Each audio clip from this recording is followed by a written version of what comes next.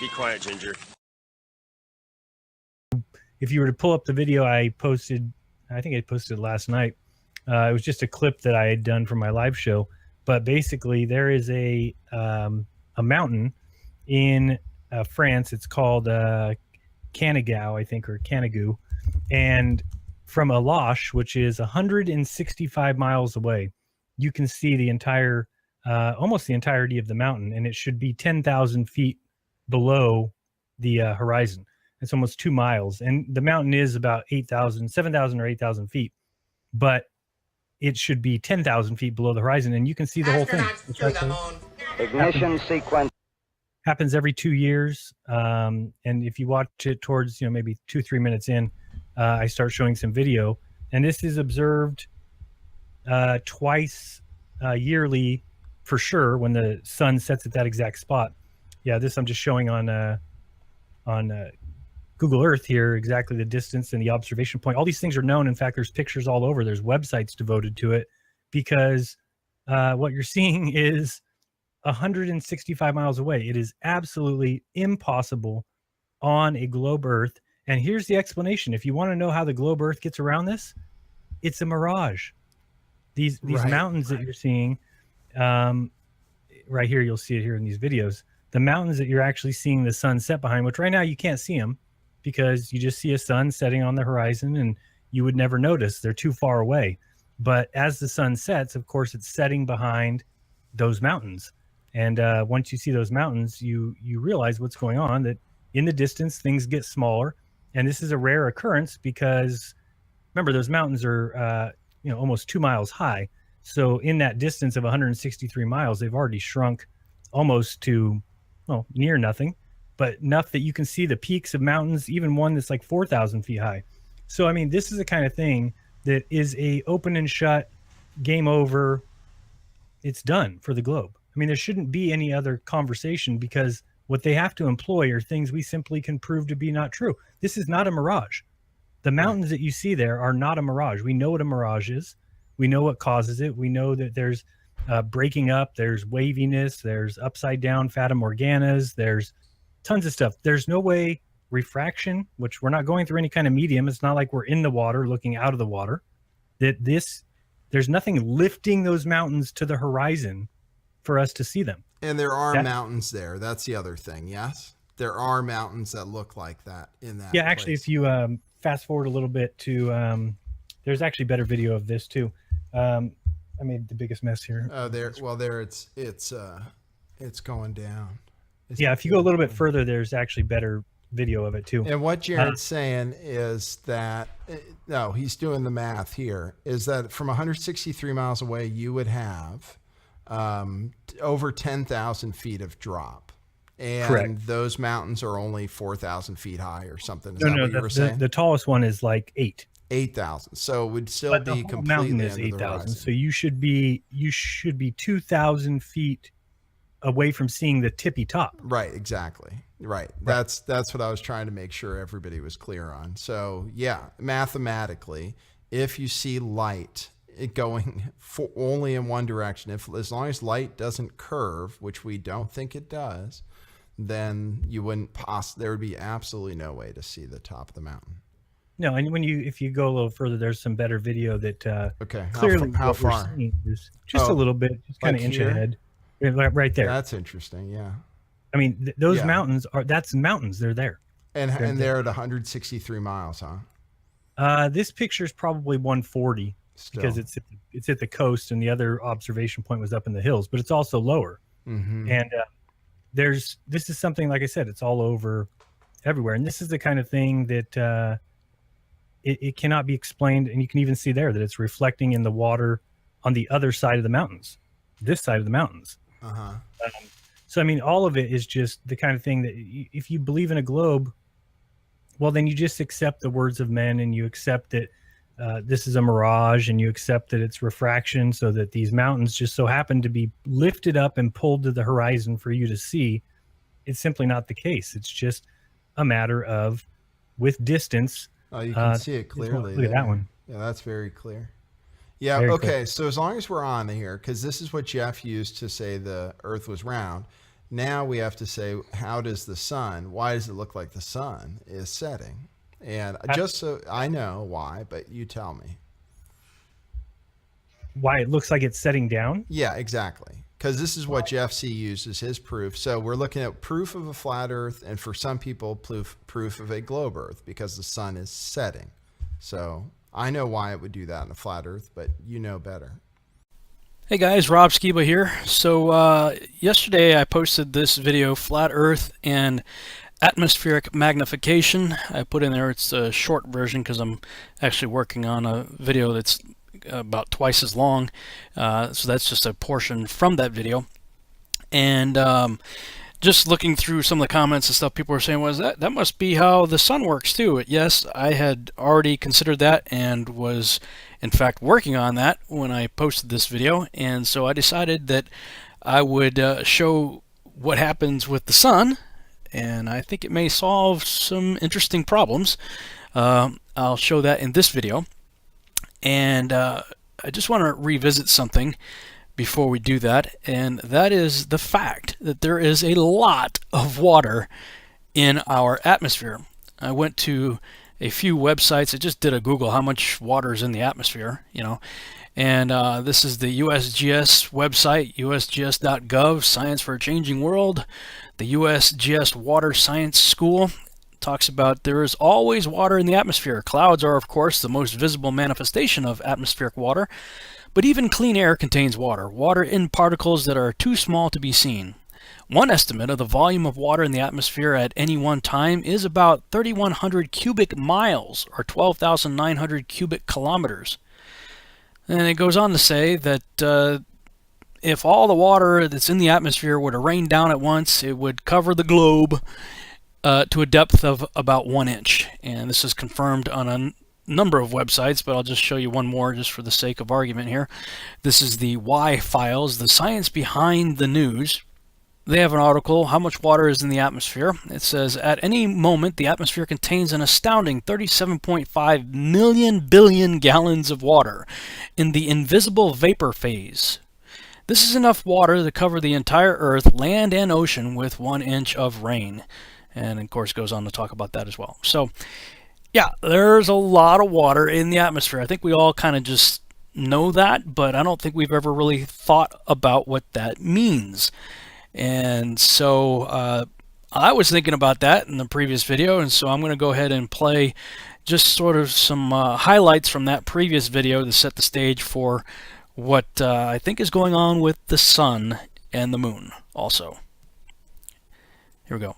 But I'm thinking, if the atmosphere, especially over water, is made up of zillions and zillions of tiny convex drops of water, then collectively perhaps they all combine to make one big convex lens, in which case it would act like a magnifying glass. Okay, so with that in mind, let's look up some websites dealing with the refraction of light. You might see a graphic, something like this, showing light bending downward, just like the weatherman guy said. And here's your typical graphic showing how light rays entering some sort of medium, like in this case water, refraction causes the light to bend downward. Now we've all seen pictures of, a pencil or something in a glass of water, and how not only does refraction bend the image downward, it also magnifies it. I'm going to say that again. Water causes refraction, bending the image downward, and magnifies it. So this is important now. So now back to another clip from that previous video. Let's entertain for a moment the completely absurd notion that water is flat and it always seeks its own level. We're looking across a flat plane of water, 46 miles across. Check this image out right here. Now I caught this image shortly after Rick and I returned from our trip across the lake. We grabbed a bite to eat, and then we went out to the beach, and it was still clear out, so we got the camera out and looked 46 miles across the lake to see this right here. This image is extraordinary. Okay, the boat right here, I'm going to guess, is less than a mile away. And I base that because these people walking in front of the camera here are walking across some rocks sort of jut out and kind of fence in the harbor area, and they are only about a quarter of a mile away from where we were when I shot this. I shot this image from right about here. This is where we were looking across, and this is the area right here where those people were walking. And the boat, as you could tell by the size of the people on the boat, wasn't too much further beyond that. So maybe a half mile to a mile, or at the most, I would say, away from where we were. All right, now when I was headed back to Chicago to catch my flight, I snapped this picture of the Willis Tower. And this is, if you go on Google Earth, this is right about the area right here where I believe I was when I took that picture. Looking across, it's only about 0.6 of a mile. So I'm just a little over a half mile away, and look at the size of the tower as compared to the car that was diagonally in front of me. We were looking at the Willis Tower from this direction right here when we were on the other side of the lake. Now, okay, so let me slide the car over and shrink it down to the appropriate scale beside the boat. Do you see something rather interesting here? This building is significantly magnified.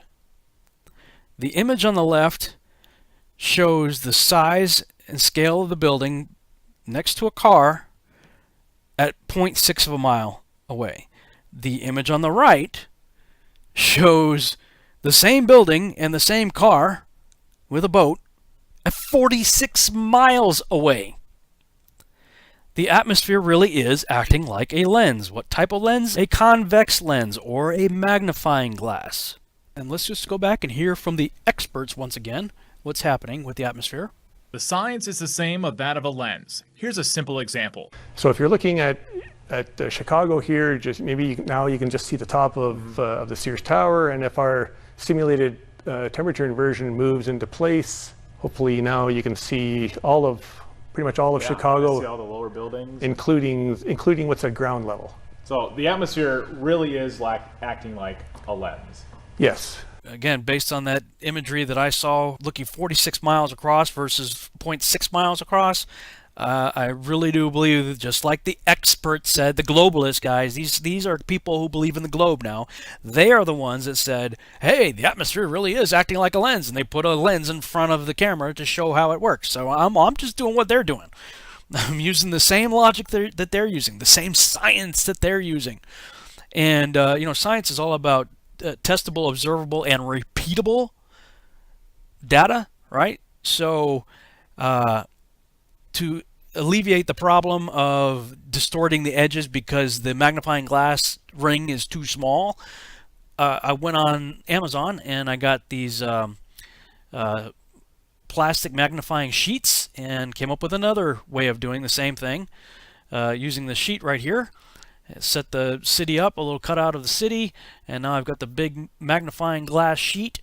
Bring the camera right up to the lens. See, that's the normal view of the city. Now let's back up again. The science is the same of that of a lens. Here's a simple example. So if you're looking at Chicago here, The atmosphere really is acting like a lens. yes.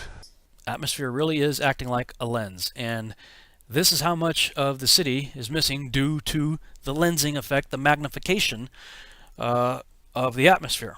You're missing, a good portion of the city just by pulling my iPhone back on a 3-foot long desk. That's how much I lost of the city. And as with any scientific experiment, you always try to improve upon what you did before. So I got some foam core, made a little housing for the magnifying sheet, and pasted the city on the back there, and I made it as 2 separate pieces so that I could flex it as necessary, because I think that there are different types of atmospheric conditions that would allow for more magnification versus less magnification. So in this scenario you have more magnification, and in this one you have less. And for this one I decided to put the Toronto skyline into my little box here. And let's try it again. Okay, we're all the way up against the glass. Now let's zoom across the lake And wow, look at that. The lower portions start to disappear. Now let's zoom back in to get a little closer to the one that Captain Baltard was talking about here. And wow, look at this. Here's his image on the right, and here's my image on the left.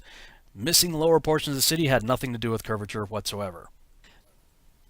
And this, of course, is my answer to the meme that you've all seen being passed around on Facebook showing the missing part of buildings is absolute proof of the curve. No, not really. But okay, here's the part I really wanted to show you guys.